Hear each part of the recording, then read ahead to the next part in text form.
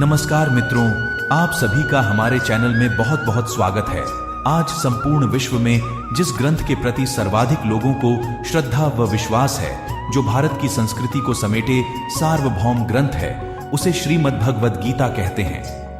इसमें समाये संदेश संपूर्ण मानवता के लिए, सभी जातियों मत पंथों के लिए तथा सभी तरह के चिंतन मनन करने वाले लोगों के लिए है। इस ग्रंथ के सहारे हम भगवान श्री कृष्ण के प्रति अपनी श्रद्धा व्यक्त करते हैं।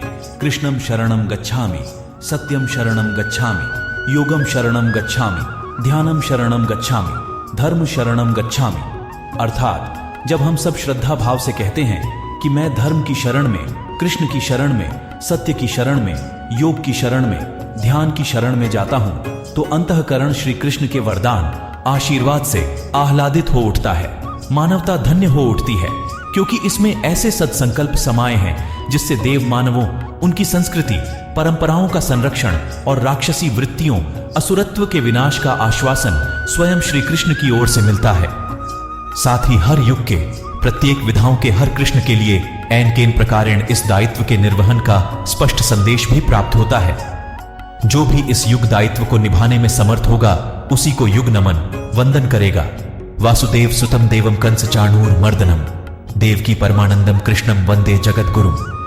ज्ञान आध्यात्मिकता से भरा यह ग्रंथ कृष्ण द्वारा उपनिषदों के सार रूप में दिया गया एक ऐसा अमृत है जो केवल उस बीते युग के लिए नहीं था, न ही वर्तमान तक के लिए है, अपितु यह सदा सदा के लिए, सबके लिए प्रेरणीय है और रहेगा।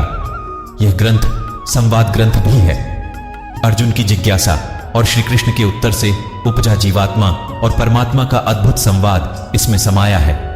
ऐसा संवाद जो मनुष्य मात्र के हृदय में उठते प्रश्नों पर आधारित है और सबका समाधान परक उत्तर स्वयं श्री कृष्ण देते हैं।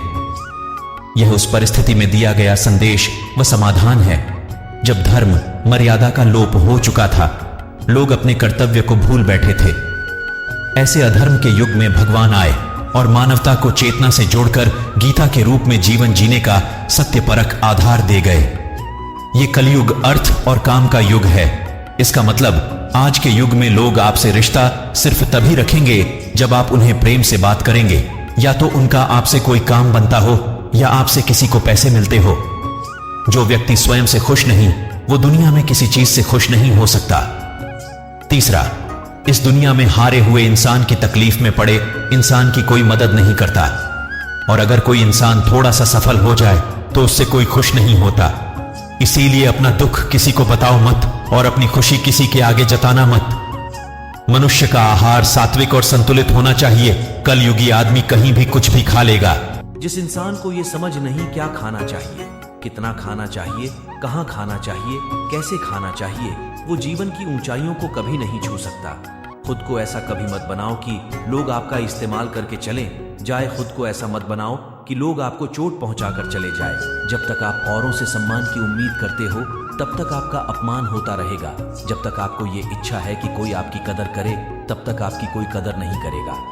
अगर दुख से छूटना चाहते हो तो जो कुछ भी ईश्वर ने आपको दिया है, जिंदगी में कोई इंसान, कोई जॉब या घर, जो कुछ भी आपके पास है, उसके लिए दिन ईश्वर का धन्यवाद जरूर करें। जब मनुष्य जन्म लेता है तो उसके पास सांसें तो होती है, परंतु उसके पास नाम नहीं होता।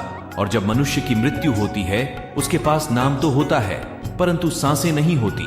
इसी सांसों और नाम के बीच की यात्रा को जिंदगी कहते हैं। न किसी के अभाव में जियो, न किसी के प्रभाव में जियो। यह जिंदगी है आपकी अपने स्वभाव से। जियो.गीता में कहा गया है, कोई भी अपने कर्म से भाग नहीं सकता, कर्म का फल तो भुगतना ही पड़ता है। जो मन को नियंत्रित नहीं करते, उनके लिए वह शत्रु के समान कार्य करता है। जब इंसान की जरूरत बदल जाती है, तब इंसान के बात करने का तरीका बदल जाता है। बिना फल की कामनाएं ही सच्चा कर्म है। ईश्वर चरण में हो समर्पण, वही केवल धर्म है।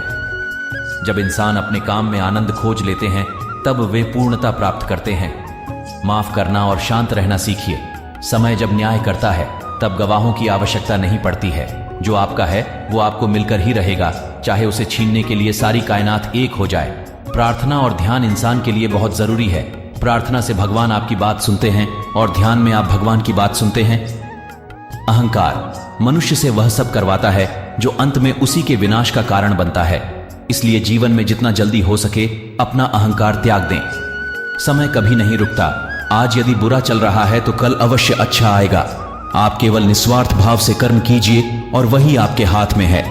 आत्मा पुराने शरीर को वैसे ही छोड़ देती है जैसे मनुष्य पुराने कपड़ों को उतारकर नए कपड़े धारण कर लेता है। जैसे जल में तैरती नाव को तूफान उसे अपने लक्ष्य से दूर ले जाता है, ठीक वैसे ही इंद्रिय सुख मनुष्य को गलत रास्ते की ओर ले जाता है। आपका विश्वास एक पर्वत को भी खिसका सकता है, लेकिन आपके मन का संदेह दूसरा पर्वत खड़ा कर सकता है। हमारा खुद पर विश्वास होना बहुत ही जरूरी है, क्योंकि हम अपने रास्ते पर खुद चलते हैं। खुद को कमजोर कभी नहीं समझना चाहिए। अगर आप गिरते हो तो उठने का प्रयास करो। अगर वीडियो थोड़ी बहुत अच्छी लगी हो तो लाइक करें और चैनल को सब्सक्राइब करें।